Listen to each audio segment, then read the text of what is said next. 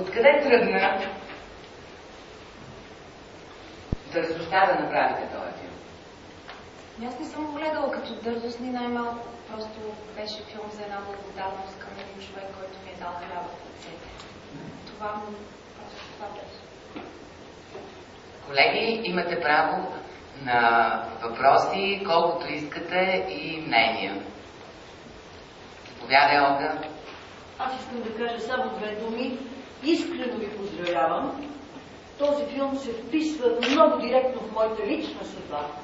Може да съм малко субективна, но за първи път виждам документалното кино, което гледам 50 години на екрана, да направят млади хора опит. Точна е думата, която употреби Геновева. Солидаризирам се. Дързост. Разбира се.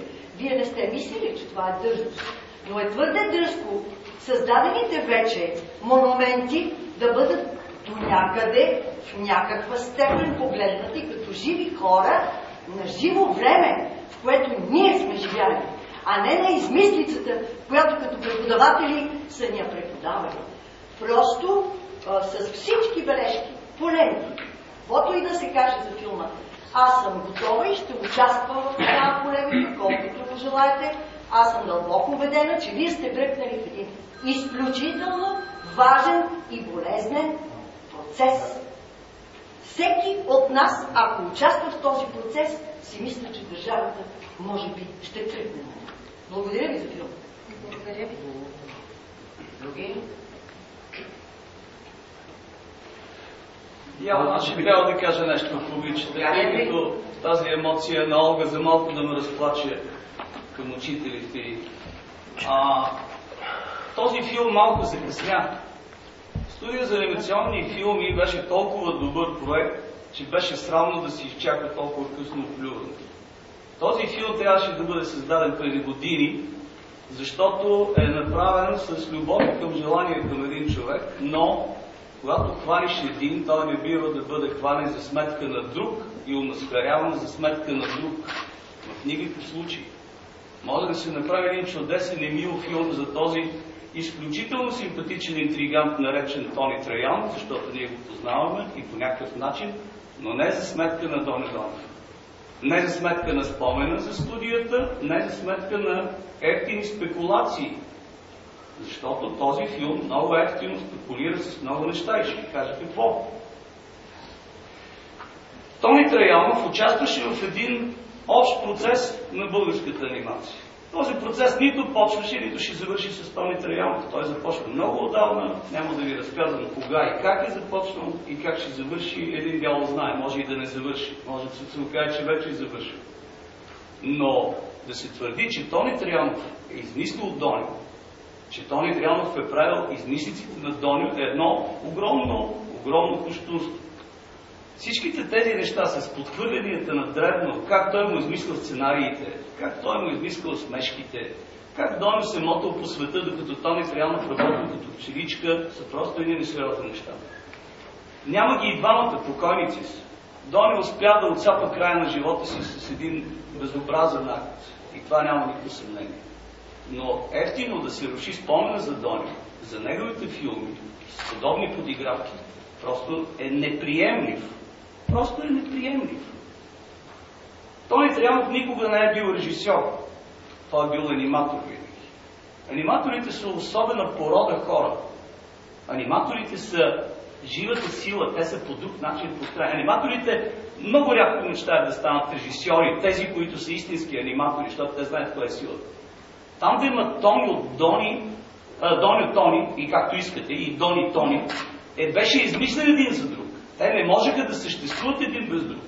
Тони беше много по-голям интригант от Доните.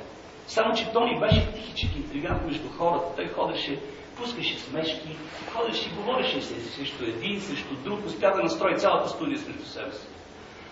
Тони не може да се държи по такъв начин, дори в спомена за него. Не може да се държи по такъв начин. Историята около Донио е ясна. Тезата на филма обаче е много сбъркана. Анимацията, всички знаете какво изкуство е. Анимацията започва през сценария, минава през художествения съвет, Това е професионализма, минава през режисьора, минава през аниматора. Тони не е правил филмите на Доню. Доню е един режисьор с много голяма практика. Той не е измислил геговете на Доню. Доню е човек с изключително чувство беше за хумор, с над 5-6 хиляди карикатури и с всичко, за да се стигне до безумието, в където той трябва да му измислил едни игрални гегове, където един стрелял с пушка, а дали е било мех и кой бил краднал, кой от кого. Алюзията, че Доню краде от Тони, е просто безсрамна. Безсрамна алюзия тази. Хареса ми отношението ви към учителите си. Отношението към Митко Томов и отношението към Тодор Динов е чудесно. Просто е пълно безобразие. Тодор Динов е най-важното.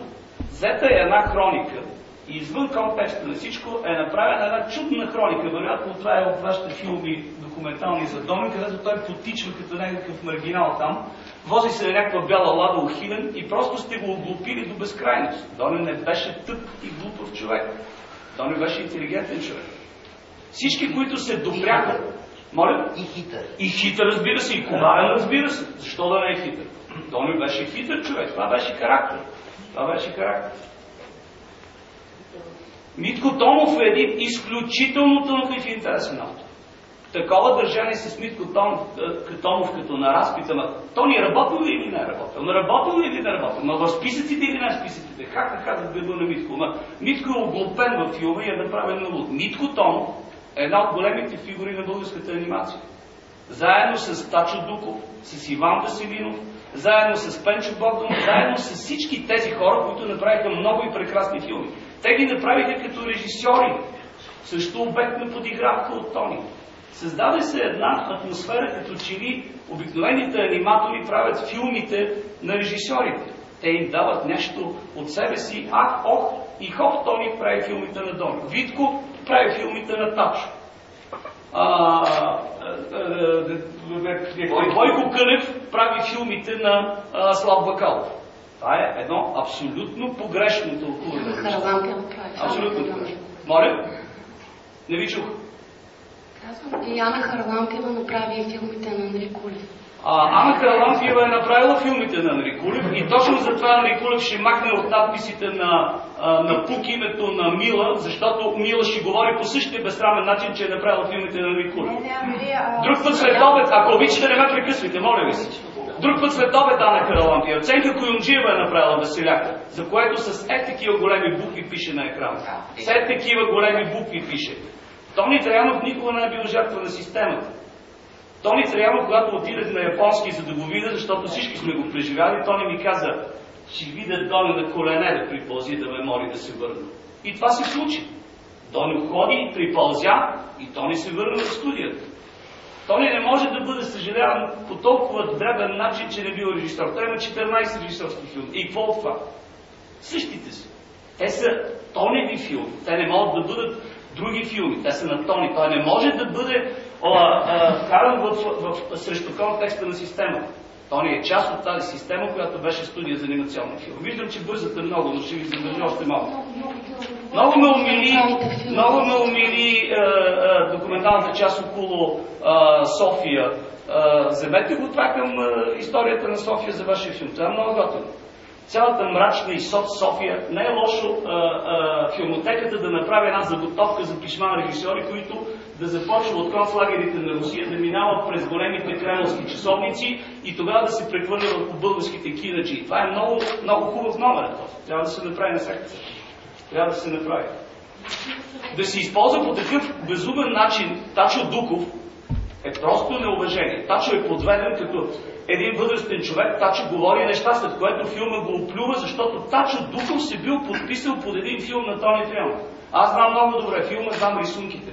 Отчаиващи бяха рисунките на Тони. Ако не беше Тачо, който е един изключителен художник и естет, този филм нямаше да струва и 5 пари. 5 пари нямаше да струва.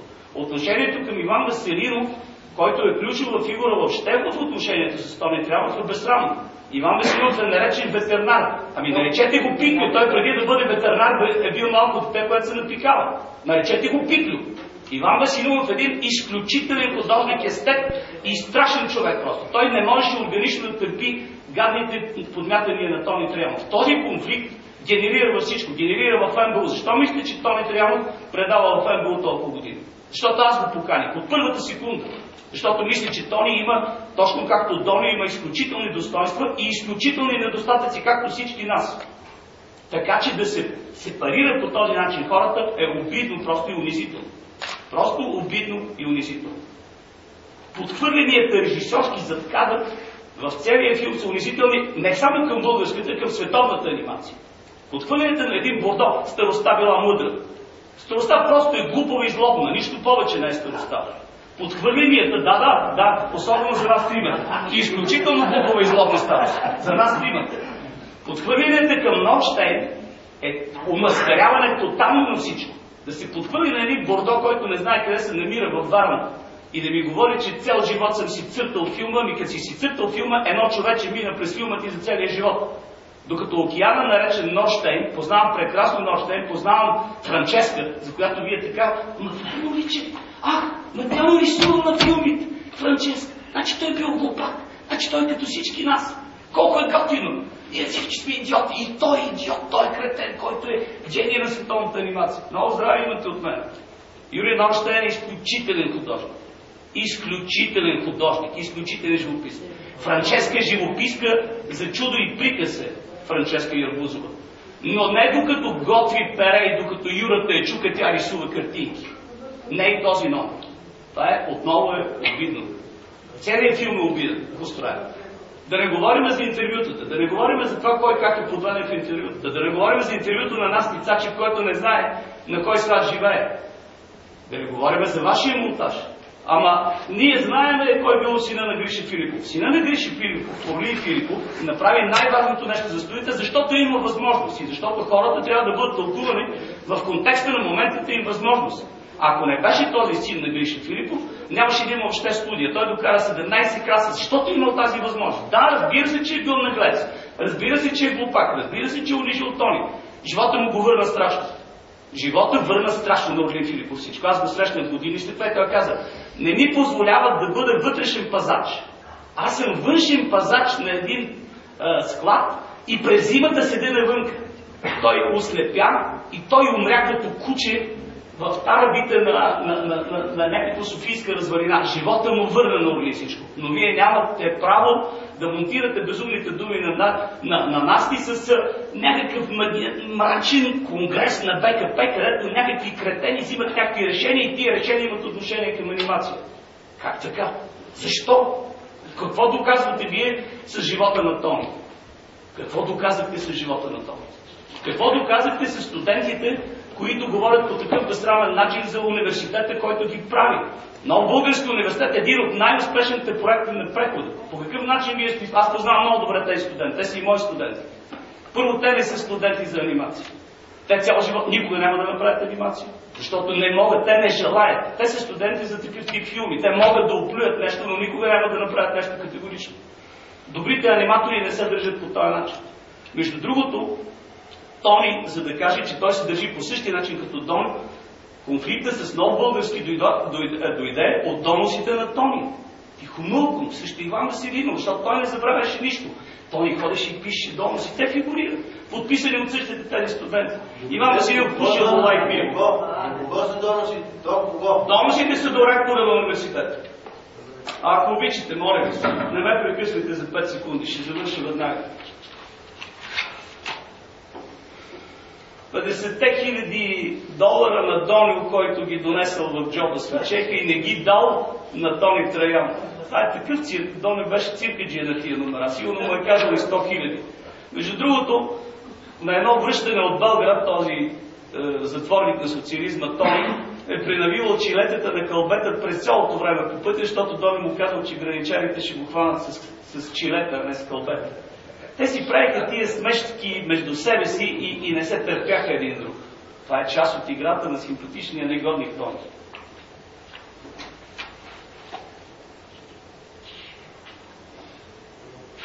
Има едно обективно нещо и това са филмите на студия за анимационни филми София. Тези филми просто не могат да бъдат прескочени трупешката. Те са ясни. Никакви обяснения за бащата, майката и дядото на сълзливия Сънчо. Сънчо има 1000 бащи и 10 000 майки. Митко Спасов е бащата на Сънчо. Тони е един от аниматорите и не най-успешният аниматор, който е правил Сънчо. Сънчо на Зденка Дойчева, Сънчо на Митко Петков и Сънчо на Челуша е класика сравнение с Сънчо на Тони. Класика сравнение с Сънчо на Тони. Нищо още няма тая работа. Тони имаше един архив. Не, трябва да завърши. Нищо страшно няма. Нека да почне прожекцията. Тони имаше един огромен архив, но този архив не беше някаква тайна за пазене. Този архив беше една мързалашка консерва, която и аз съм използвал. Тони имаше сняг, имам сняг, едрати вълнички, едрати вълнички. Затова става тая работа. Автокопирането на снега и на вълничките беше част от играта. Каза ви го и Велио, където услужливият глас на режисьора подпита: той е пияница, Тони. Той седял в ресторанта непрекъснато. Ма кога има време да работи? Как така изведнъж? Как ще работи Доню? Ще седи в дома на киното. Добре, че Велио поне е един нормален човек, че малко се е запазил извън тази чудесна атмосфера, която всички цвъркаме тук. Да защити по някакъв начин Доню. Нещата са различни просто.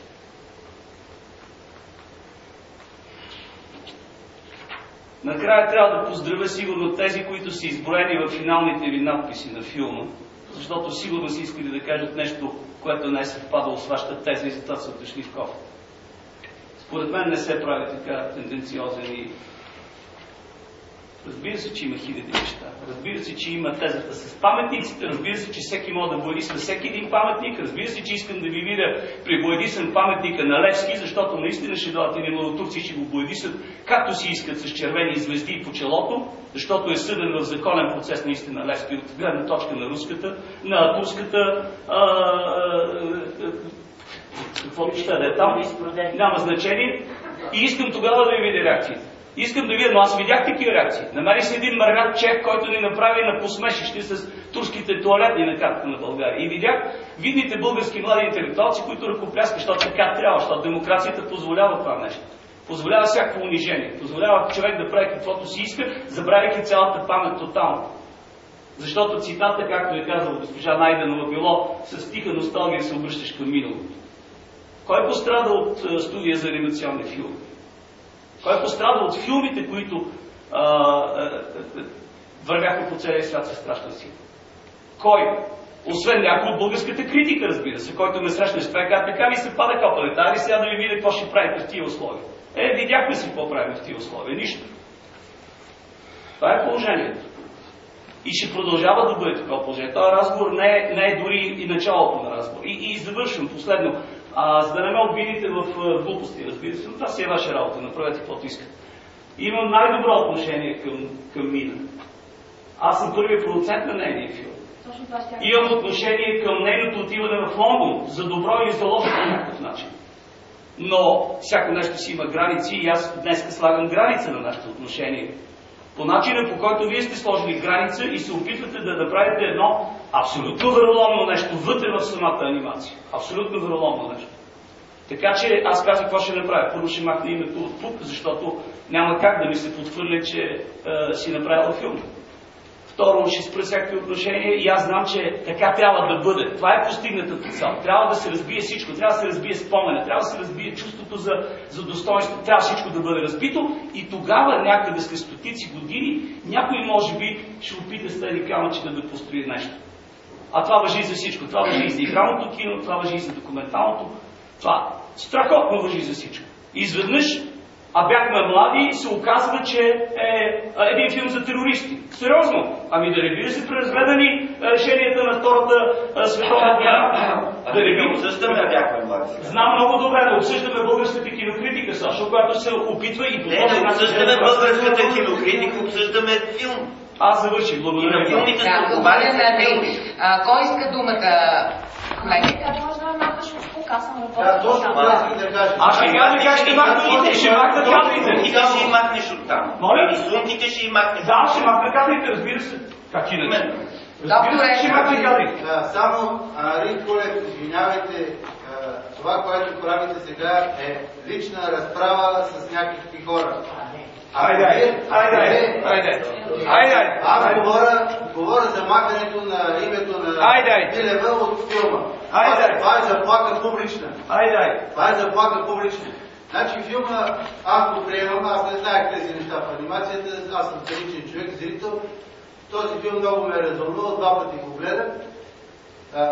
Приемам го като филм, в който се разкрива част от същността на социализма, на това време, в което сме живяли, в което едни хора, които са били високопоставени по една или друга причина, независимо дали са талантливи или не, приемаме, че всички, които са били начало на държавата, са талантливи, тези хора са си позволявали да използват труда на други хора под тях, без да им отдават нужното уважение. Така го възприех филма, защото познавам хора, аз произхождам от научно семейство и знам моя баща в продължение на 30 години как служеше на един професор, който беше академик и виден, как пише статиите и т.н.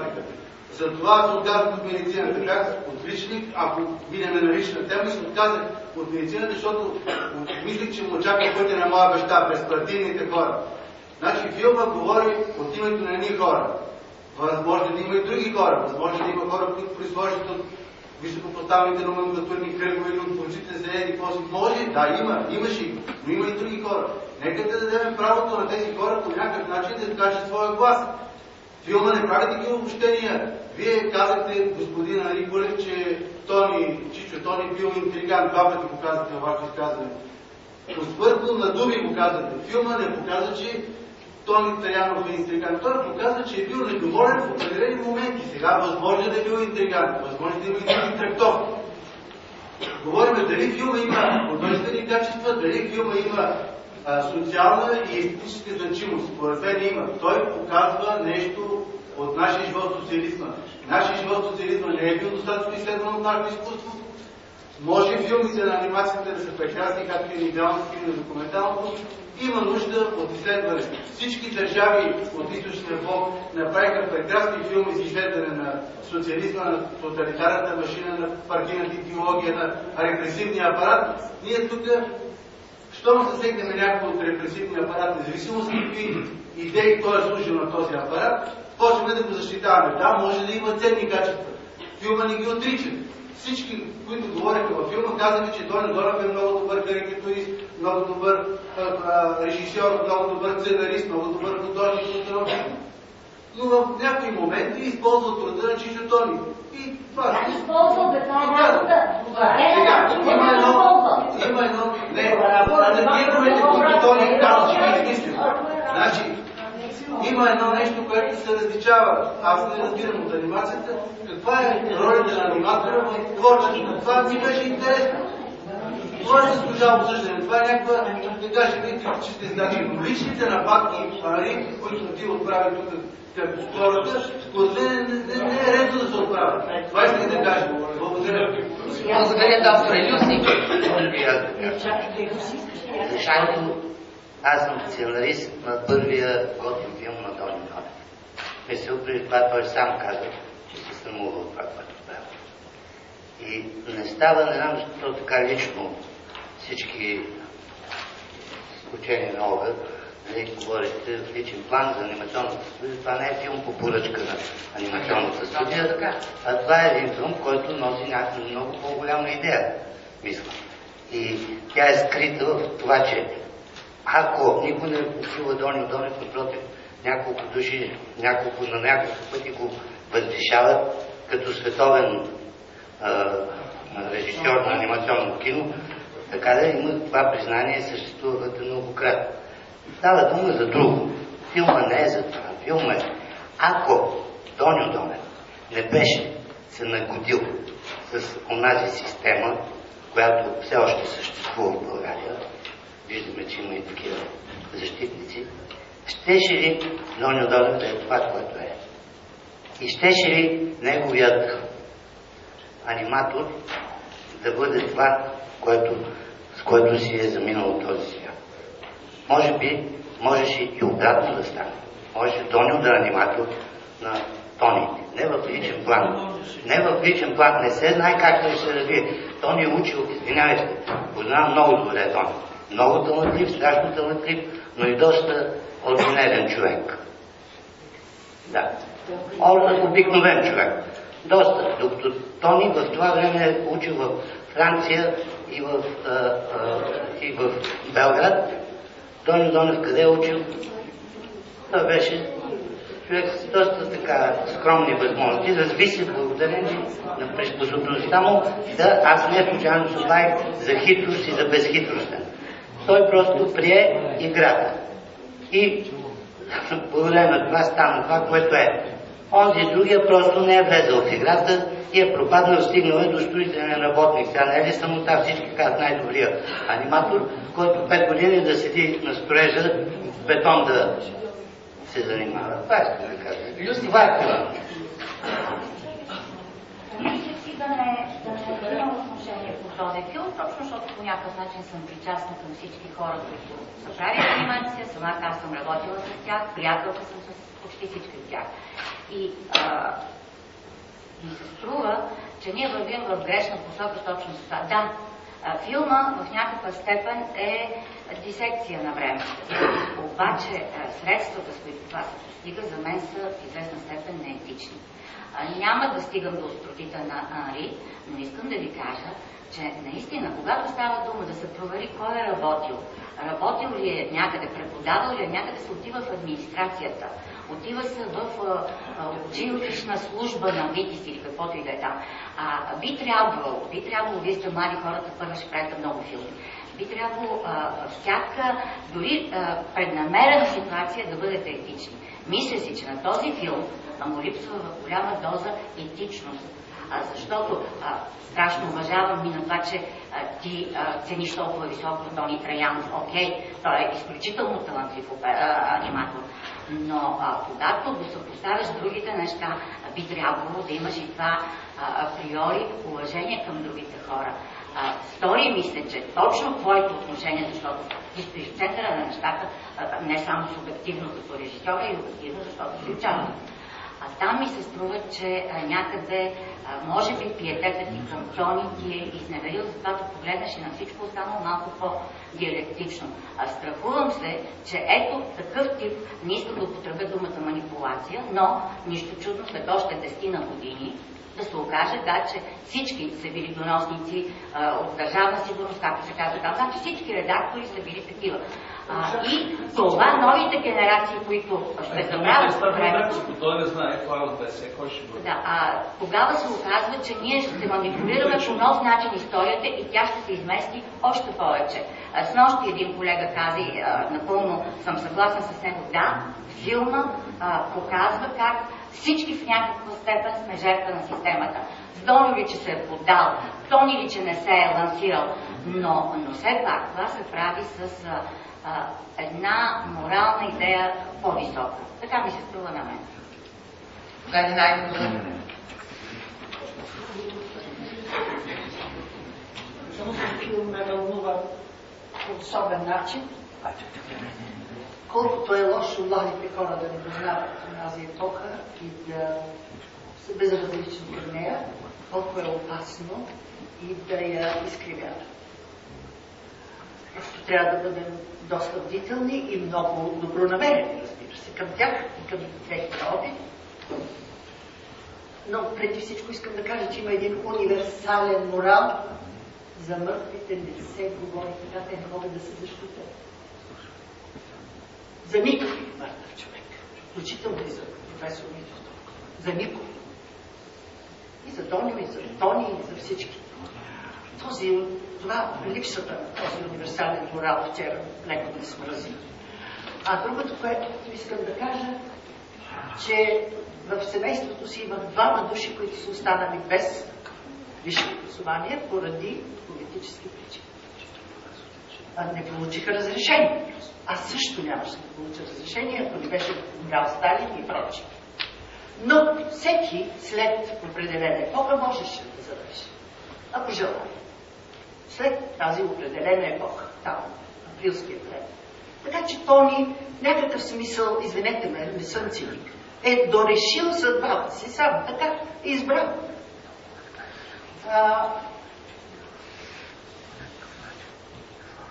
Не може да се... Тук ще спра, защото тази тема много ме вълнува. Трябва да бъдем мъдри и ясни в отношението си към миналото. Иначе се въртим в този именно глупав кръг, в който се въртим, отказвайки се от всичко. Мислих тази тема да я оставя за по-накрая, като видя филмите, но сега ще ви кажа. Ние се намираме в етап, в който всичко откриваме наново и ще създаваме наново. И анимационна студия, и селско-стопанските мелиорации. Ние затрихме всичко. Всичко отрекохме и тези млади хора участват в този лош процес. Ние имаме някакво чувство за вина, а вие бъдете по-мъдри, по-компетентни и се съветвайте с 10 души. Преди да назовете Иван Веселинов ветеринарен доктор, защото Иван ми е с землек и аз знам, че той завърши художествена академия. Но една такава грешка замърсява всичко. А Тодор Динов, или мой, с комунистическия ни лозунг, беше световно известен. Тодор Динов. Как е възможно? С един глупав лозунг хванат в крачка и вие Тодор Динов го изпратихте на кино. Просто много се вълнувам, извинете. И това е ученик на Тодор Динов. Ти си завършила при Тодор Динов. А какво е, например, анализа... Вие да отговорят, бе. Какво е анализа на де-факто? Какъв е анализа на де-факто? Една социстория. Тази история не е соц, тя е история и на капитализма. Какъв е анализа на умно село? Как може да се говори въобще за историята на анимацията, притчевата, българската по този начин? Как може с това подхвърляне? Леко простичка, тъпа история на соца било де-факто. Така ли? Много интересно. Андри, нека да дадем думата на момичетата да кажат нещо. Рангел те първо ще го подиграл. Да, моля ви се... Андри, моля те, слушахме те тебе внимателно. Нека сега да чуем Мина. Аз относно Тодор Динов искам да изразя, т.е. този лозунг бе обяснен от мой дикторски текст, в който казвам, че на хората, интелигентните хора им се налагаше да използват тези лозунги. С това визирам Тодор Динов като личност, който е прекалено честен комунист, който също пострадва от системата. През 70-те години той е изгонен от студията и също така интересна личност и по никакъв начин не го засяга. Съжалявам. Относно Митко Томов, той иска да го каже това. Той има микрофон пред себе си. Той иска да каже тези неща. А как го виждате като укарикатуряване? Това е неговото мнение. Това е неговото мнение. Отидохме и в учебен отдел. Тони Траянов го нямаше. Всичко сме проверили. Митко Томов е прав. Очевидно. А ние не сме ли прави, че сме учили при Чичо Тони? Ами точно, това е абсурдно. Това ме занимава във филма, значи давам микрофона. Ама това не е Тони го е плащал. Не се знае, може и да не е Тони, може да е. Аз просто не съм съгласна да се гледа на Митко Томов така. Това беше публична тайна. Публична тайна беше това. Вие сте естествено. Първо Доню взима заплата и част от тази заплата е дала на Тони, който върши цялата. А защо Тони се пише светец, след като е взимал по този начин? Той трябва да си храни децата. А какво общо има Митко Томов с това? Той е шеф на катедрата, как какво? Чеки стоя.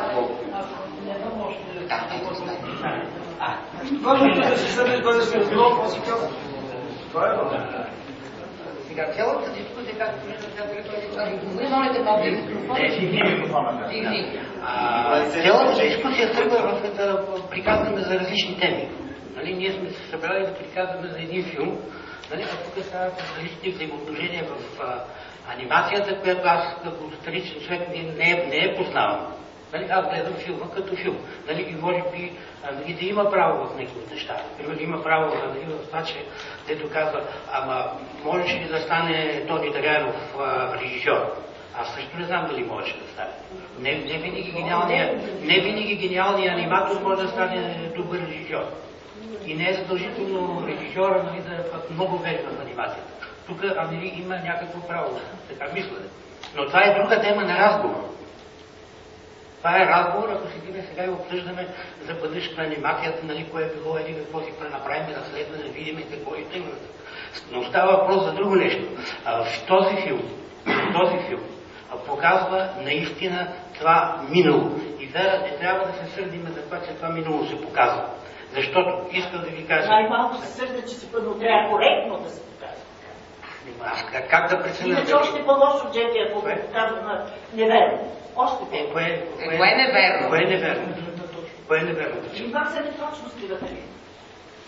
И за Иван Веселинов, и за този... Иван Веселинов какво е бил ветеринар? И аз съм биолог и съм корпоратор.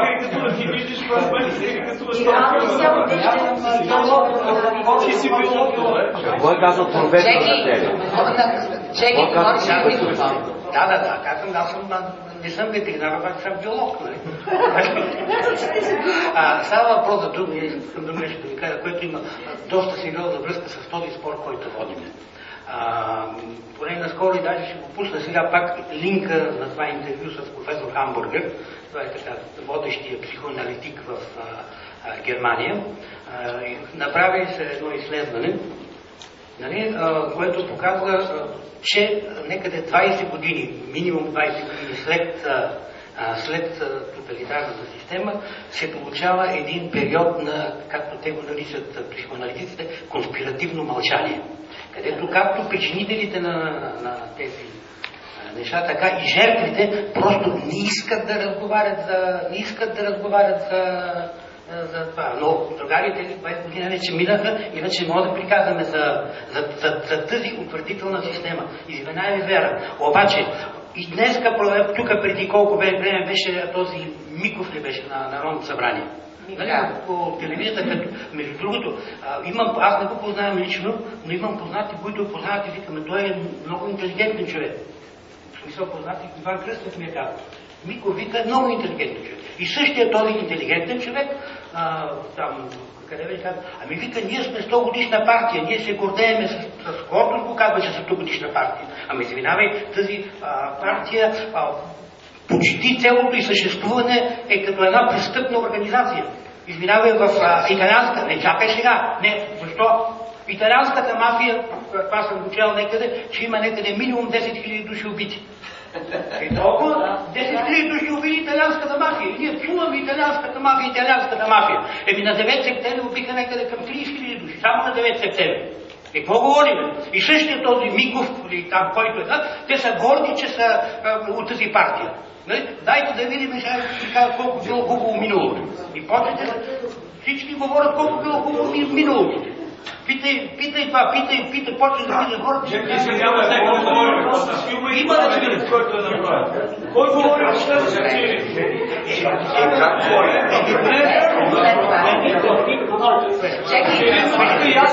много ясно са го направили. Има си някакви партии. Колеги, моля ви. Добре. Това иска да кажа само. Лично на мен филма ми хареса, усещам го, че е искрен, поне те са били искрени. Сега, какви са били тези взаимоотношения, може па и Андри да я правя, аз не знам. Аз гледам филма и филма на мен ми хареса. Това е най-опасната част на филма, защото младите хора ще гледат филма и няма да знаят нищо от отношенията. Благодаря, само през Българска национална телевизия, само след 5 години, филма ще има вече основата на една история. И сега не това е истина. И нищо друго. Благодаря, Джеки. Верен Ангел. Колеги, моля ви, бъдете кратки, защото имам още един филм. Моля ви, ние непрекъснато говорим, че не разговаряме, че не дебатираме, че не осъществяваме катарзис. И когато заговорим, започваме да апелираме да спираме. И така, две изречения. Уволнявана съм и съм изключвана от университет. По политически причини. Никога не съм правила политическа кариера, нито актив, вие знаете. От това. Но, и го написах в следната си книга. Защо тези, които са деца на комунистически фамилии, с такава страст отричат всичко, което се е случило, а ние които бяха потърпевшите, сме по-мъдри и по-лоялни. Може би защото се пречупихме, не знам. Може да съм изплашена, вече не съм, няма Стокхолмски синдром се нарича. Трябва, извинете, да проявяваме разум, какъвто ни липсва. И да бъдем аналитици, да бъдем точни, да кажем на тези деца, че не се минава през посока, не се споменава името на Ракия Лъчанова, дали бил провокатор, но отишъл да питат Тони, пък Тодор Динов. Извинете, това не е градина без подарък. Ние сме тук и не можем да видим подобни грешки. Добре са замислили за своя учител, против завършвам да не говоря баналности, но се отваря бездна от проблеми. Те трябва да го знаят и да питат, да пристъпват и да питат внимателно. Това е апел. Благодаря. Михов Кабаеванов. Само няколко думи да кажа. Действително трябва да се фиксираме върху филма. Сега, безкрайно уважавам това нещо, че колежките са го направили с пиетет към своя учител, което действително е достойно и рядко в българската практика. Но, тръгвайки с този безкрайен пиетет към Тони, който е бил преподавател, а мен ми е странно, че не са забелязали, че той има една своеобразна своя автомитология, на която те са се предоверили. Тук проблема на моята документалистка е, че се е придобила това и е приела. Всичко това за чиста монета и не се е опитала другите гледни точки. По отношение на системата и това каква е била, мисля, че не е мястото за разговор тук. Просто, ако иска се прави добра документалистика, трябва да се опита да се огледат и другите гледни точки. Това е проблема. И това всички ние имаме поглед към нещата, най-вече тези, които са в анимацията, защото тези, които сме били извън тази гилдия, сме чували по нещо, различни нива, но все пак не се засягаме толкова. Филмът действително засяга много хора, но не мисля, че трябва да отричаме правото на тези млади хора да имат своя гледна точка, дори тя да е грешна. Аз не се наемам да им отричам това право. Не мога да отричам правото, тя да има гледна точка. Добре, има друга гледна точка, вероятно е такава. Аз не познавам детайли нещата, само съм чул, познавам ги бегно и двамата покойници. Дали може да се говори за покойниците само хубави неща? Мисля, че не е много. Тези хора също са живяли във времето, се варили се в соса, в който и ние сме били участни. Хубави неща, за реални неща. Това е въпрос на гледна точка отчет. Те са избрали на своя гледна точка. Аз имам резерви към, но това вече доказва към повторенията във филма, в дължите неща, които чисто кинематографично, но явно не е момента за това. Просто не искам да застанем тук и да отричаме правото на гледна точка, колкото и болезнено да е. В това отношение, разбирам, че се застегнат вътрешно, защото се било собствено. Даваш нещата повече, но не може, тръгвайки по това, че да се играш и махне колежката. Това не съм застегнат. Не е твоето внимание на думите ми. Не е твоето ниво. Мисля, че просто моите колеги са направили един филм, който самия факт, че предизвика такава дискусия и вероятно ще бъде най-дискусионния на този фестивал, вече е едно достоинство. Имам резерви чисто професионални към това, но не е място да говоря това. Просто трябва да го приемем този филм, такъв какъвто е. Това просто трябва. Благодаря, Мите. Сашо Донев първи поиска думата. Много накратко ще кажа. Извинявайте, моля ви се, нека от тук нататък да спрем с напътствените думи към младите колеги. Браво. Да. Извинявайте факта, че те са положили тези усилия и са направили този филм, и този филм се показва и предизвиква такъв интерес, означава, че те професионално са на нивото на всички присъстващи в тази зала. Каквото и да мисли всеки за себе. Това е първо, защото аз работя главно с млади хора в момента, с дебютанти, с студенти, каквито имаме всички ние, и отказвам да ги напътствам. Аз им казвам какво мисля и им казвам винаги, последното решение е ваше, защото това е вашия филм. Още малко за предистория. Много хора си затварят очите как е направен този филм. Забравят как е направен. И забравят, че по същото време, докато този филм се правеше, имаше филм за другата гледна точка. За феномена българска анимация, който така и не е стигнал още до никакъв екран. Защо този филм се появява, а он явно енергиите е съвсем нормално, Анри, енергиите на отрицанието на това отвратително минало в момента да са много по-силни, отколкото обективността. Това е най-логичното нещо. И аз съм противник на търсенето на моралност и на баланс в изкуството. В момента, след няколко седмици, ще излезе един филм на Ларс фон Триер, който е връх на аморалността в кино. Ще излизали се и всички сме гледали филмите на Пазолини, които са също абсолютно аморални. Изкуството може да си позволи да не търси баланс и да бъде аморално, ако въздейства по някакъв начин. Ако казва нещо искрено, дълбоко, честно, а този филм според мен е точно такъв. Може да не е точен, той има и драматургически проблеми, които създават в последствие и някои проблеми, свързани с интерпретацията на това кой и защо го прави това нещо. Но това са второстепенни неща. За мен лично. Приемам филма като една позиция обърната към бъдещето, а не към миналото. И това е важният прочит на този филм. Този филм гледа към бъдещето. И ако трябва, може би някои неща трябва да бъдат разрушени, за да бъдат построени на чисто и така както трябва. Неща, белязани от грях и от вина, не бива да съществуват. Това е моя възглед. Благодаря. Сашо Еднакиев.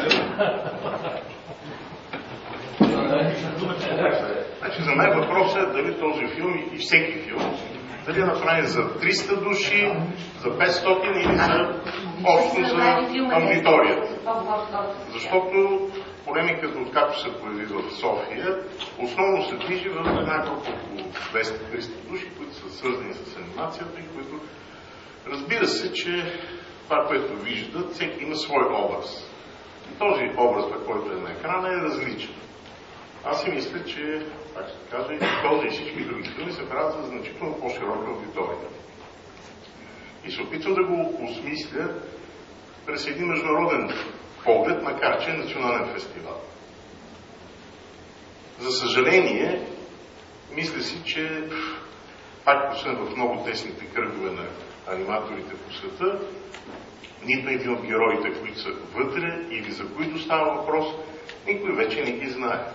Но проблема за това как в едно колективно изкуство има различни роли и хората, които са на втора, на трета позиция, носят в себе си явно болката, която в един момент изригва и в това нещо те не са обективни. Защото мисля, че на всички ни е ясно, че версията на Антоний Траянов не е най-обективната. Той предлага свой прочит на това, което се е случило.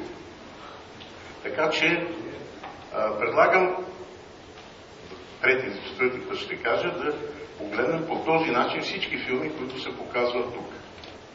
Дали тези филми са конвертируеми, дали те говорят за неща, които са разбираеми за света.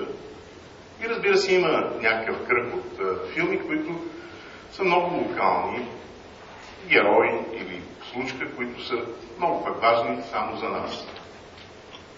И мисля, че трябва да си кажа няколко думи и затова дали могат да се представят филми за хора, които са починали и да имат някакво по-различно отношение, както казва Верен, те не могат да се защитат.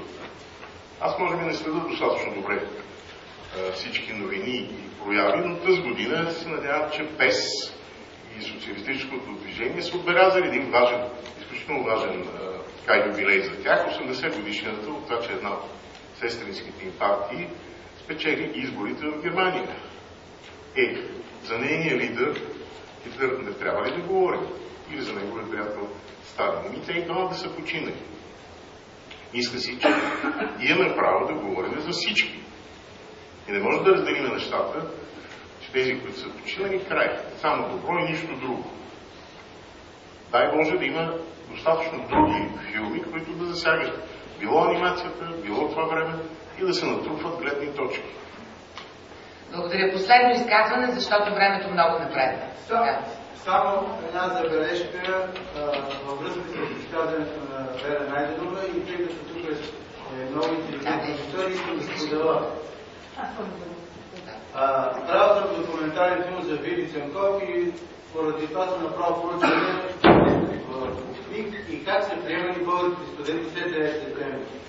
Каза се, че Тони Тръмп не може да учи висше образование и т.н.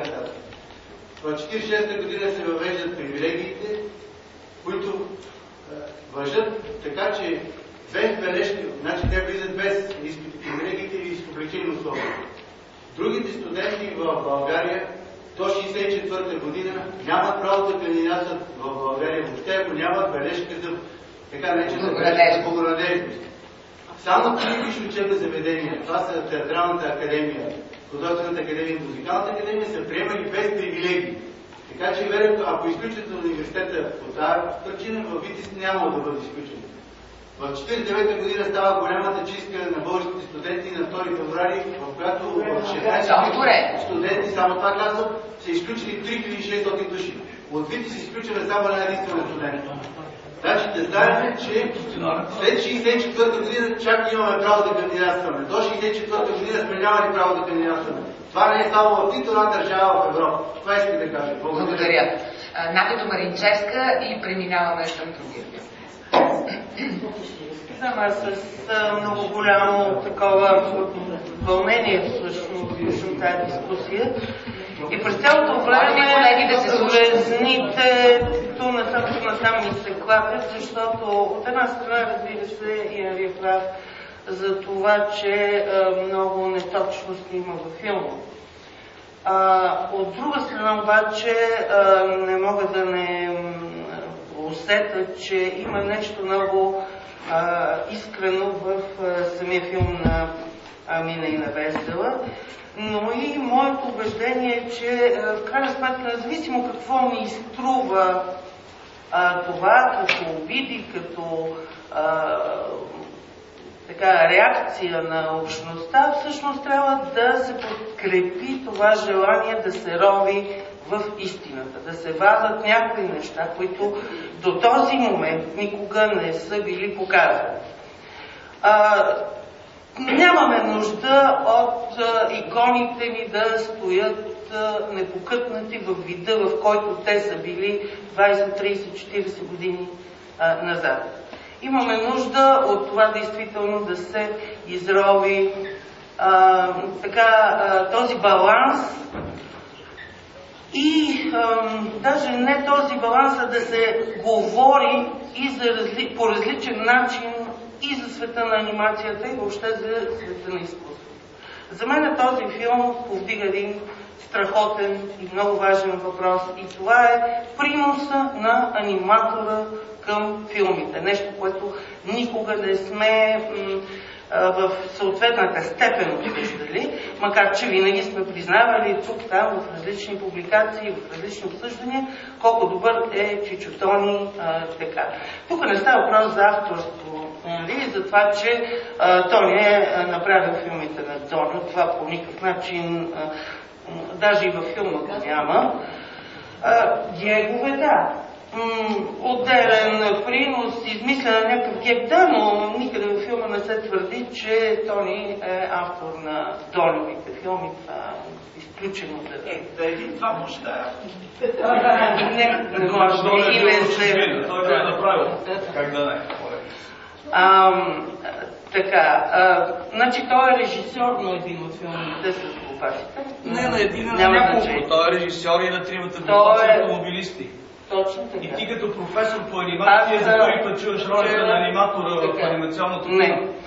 За първи път се осъжда принос на аниматора в анимационния филм, което не накърнява, разбираш ли, авторство.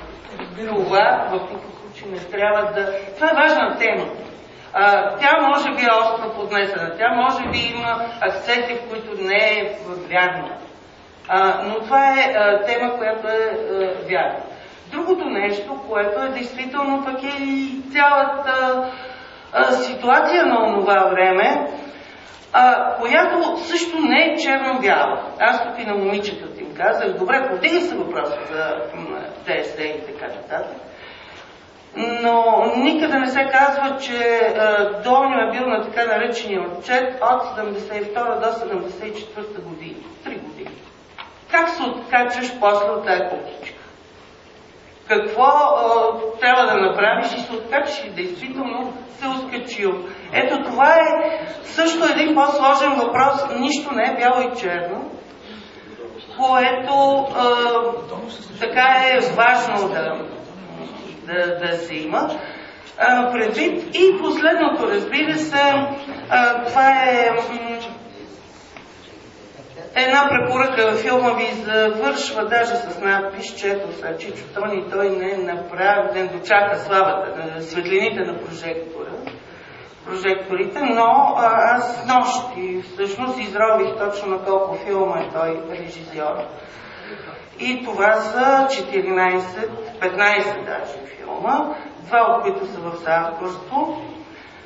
И тези 15 филма той имаше 15 пъти, значи възможността да застане и получи тези светлини на прожекторите, но просто неговият талант е друг.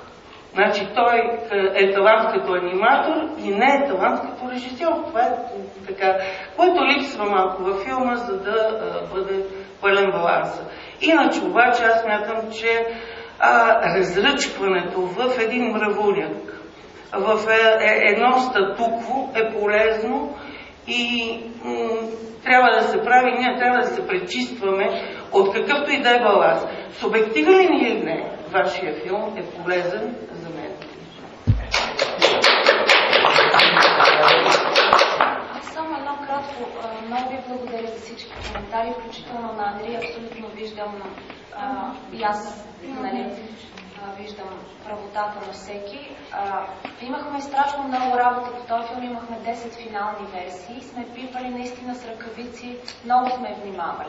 Накрая какво се оказа, че сме едни простачки с някаква секира, насекохме някакви неща. Обаче едно нещо се старахме и това е да сме точни. Искам да знам кои са неточностите във филма, изборени една по една. И кое нещо не е истина. Просто това е. Неточността е диалектичен момент. Ако извадите частта от цялото, примерно с един комунистически лозунг за Тодор Димов, това също е неточно. Вера, това е принципа на изкуството. Да, принципа на изкуството. Част е вместо цялото.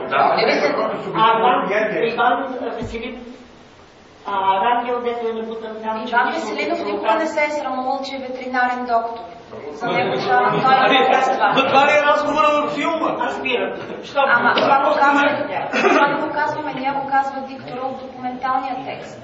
Тоест, ние няма как да изрежем ветеринарен доктор от неговата реплика. Да. Жора е последен, възможно най-последен. Не повече от 10 минути. По-дълго ходиш, отколкото ще говориш, Жора.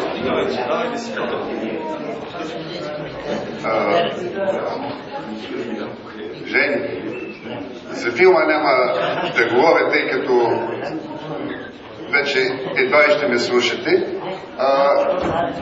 От възторзи до омерзение, какви ли не мнения вече чувам, но искам да кажа нещо друго. Чакай, искам да кажа нещо друго. На времето се бях запознал с Димитър Тодоров Жарава, създателят на българската анимация. И бях по един път, момент, ако обичаш, един път бях на гости от тях, показа ми материали, каза ми, добре, дайте това нещо да стигне до хората, да се напише, вика, няма да се намери такъв журналист, няма да се намери издание, което да го пусне.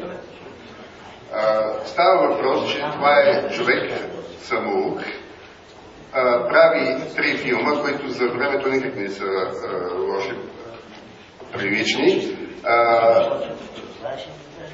Събира хора, между които Зденка Дойчева, Радка Дойчева, част от първите български аниматори правят школа, първоначално използват рентгенови плаки и така нататък и се решава това да бъде развитието на българската анимация. Обаче пристига другар от Съветския съюз Тодор Динов не може един самоук да бъде, трябва да бъде тук нашия човек. И това нещо аз момент много деликатно го описах при цялото ми уважение и приятелство с Тодор Динов.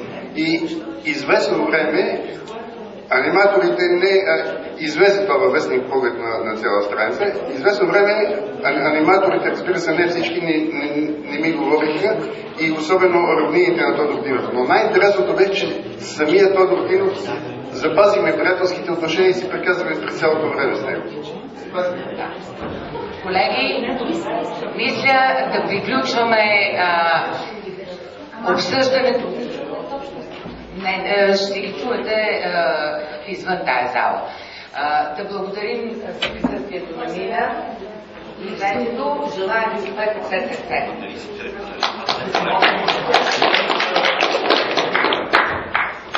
Каня при мене